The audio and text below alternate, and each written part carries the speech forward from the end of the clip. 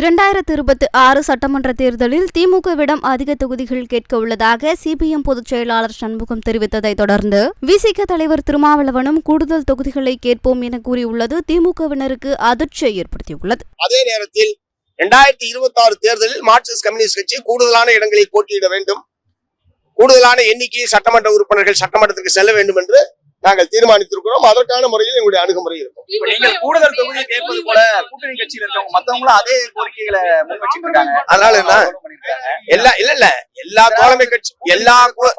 தோழமை கட்சிகளுமே ஒவ்வொரு தேர்தலிலும் கூடுதலான இடங்களில் போட்டியிட வேண்டும் என்றுதான் விரும்புவார்கள். சிந்திக்க முடியும்.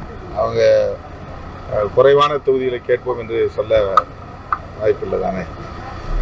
நாங்களும் அப்படிதான் சொல்றோம், எல்லாரும் அப்படிதான் சொல்றோம்.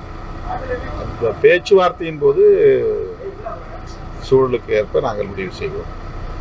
மார்க்சிஸ்ட் கம்யூனிஸ்ட் கட்சி மட்டுமல்ல, திமுக கூட்டணியில் இடம்பெற்றுள்ள கட்சிகளாக இருந்தாலும் அதிமுக கூட்டணியில் இடம்பெற்றுள்ள கட்சிகளாக இருந்தாலும் ஒவ்வொரு தேர்தலிலும் கூடுதலான தொகுதிகளை கேட்டு பெறுவதற்கு முயற்சிப்பது வழக்கமான ஒன்றுதான், வாடிக்கையான ஒன்றுதான்.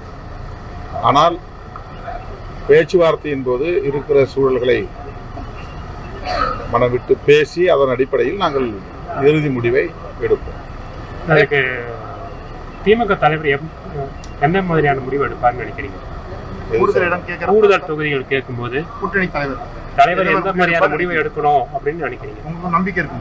இல்லை, அது நெகோசியேஷன்ல தானே முடிவு பண்ண முடியும். அது வந்து இப்போ முன்கூட்டியே சொல்லக்கூடிய விஷயம் இல்லை. அது ஒவ்வொரு கட்சியும் அவங்கவுங்களுடைய தேவைகளை கூட்டணி தலைவர் என்கிற முறையில் அவங்க உருவாக்கக்கூடிய குழுவிடம் தான் பேசுவோம். ஒரு கமிட்டி போடுவாங்க, ஒவ்வொரு கட்சியிலையும் பேசுறதுக்கு கமிட்டி போடுவாங்க.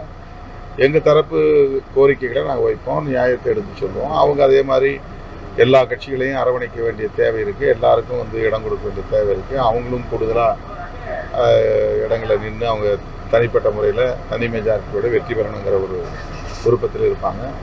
எல்லாத்தையும் கணக்கில் கொண்டு கருத்தில் கொண்டு நாங்கள் விவாதித்து முடிவெடுப்போம். கடந்த தேர்தலை விட கூடுதல் தொகுதிகள் கிடைப்பதற்கான வாய்ப்பு இருக்கா விசிகாவுக்கு?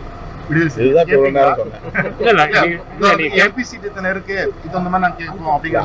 வந்து இயல்பான ஒண்ணுதானே. கூடுதலா நாங்க சீட்டு கேட்போங்கிறது வாடிக்கையான ஒண்ணுதானே. இது வந்து புதிய விஷயம் இல்லையா? கேட்போம், கிடைப்பதற்கான வாய்ப்பு உண்டா?